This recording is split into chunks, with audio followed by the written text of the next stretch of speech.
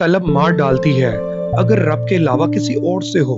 दलाइल तो बहुत थे लेकिन फरमान है, जाहिल से बहस करने से बेहतर है माफी मांगकर जान छुड़ा लो।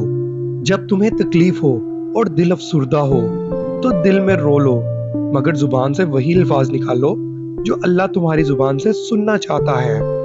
महरम की मोहब्बत से ज्यादा खूबसूरत एहसास कोई भी नहीं। कायनात का सबसे बड़ा सच ये है कि रब्बुल आलमीन तक पहुंचने के लिए रहमतुल आलमीन की पैरवी जरूरी है। कोई सजदा ऐसा मिल जाए मैं सर झुकाऊं, रब मिल जाए।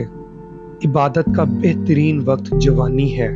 हराम की कमाई अगरचे शक्लें नहीं बिगाड़ती लेकिन नस्लें जरूर बिगाड़ देती है। तुम वो मांगते हो जो तुम्हें अच्छा नजर आता है, अल्लाह वो देता है जो तुम्हारे लिए अच्छा होता है। जीना अली रजी अल्लाह तआला अन्हु से सीखो, मरना हुसैन रजी अल्लाह तआला से सीखो। रोकर मांग लिया करो अपने रब से, उसे किसी के रोने पे हंसी नहीं आती। अपनी जिंदगी ऐसे जियो के अल्लाह को पसंद आ जाओ। दुनिया वालों की सोच तो रोज बदलती रहती है।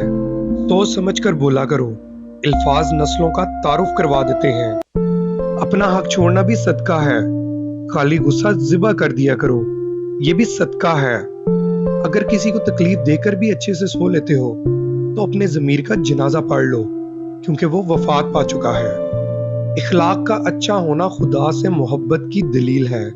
इल्म एक दरख्त है, अल्फाज इसके पत्ते हैं और अमल इसका फल है। उंगलियां हमेशा वहीं उठाते हैं जिनकी औकात नहीं होती नजर मिलाने की। ताल्लुक मुख्तसिर ही सही मुनाफकत से पाक होना चाहिए। ये मोहब्बत तुझे वली कर दे, तू अगर सीख ले वफा करना। अकेले ही लड़नी पड़ती है जिंदगी की लड़ाई, लोग सिर्फ तसल्ली देते हैं साथ नहीं। कुछ रिश्तों की खातिर अगर हम अपनी जान भी कुर्बान कर दें तो फर्क नहीं पड़ता। दुआ का कोई रंग नहीं होता मगर वो रंग जरूर लाती है। दुनिया में इंसान को हर चीज मिल जाती है, सिर्फ अपनी गलती नहीं मिलती। इज्जत दो लेकिन इतनी ना दो कि इज्जत ही ना रहे। जुल्म के खिलाफ जितनी देर से उठोगे उतनी ही ज्यादा कुर्बानी देनी पड़ेगी।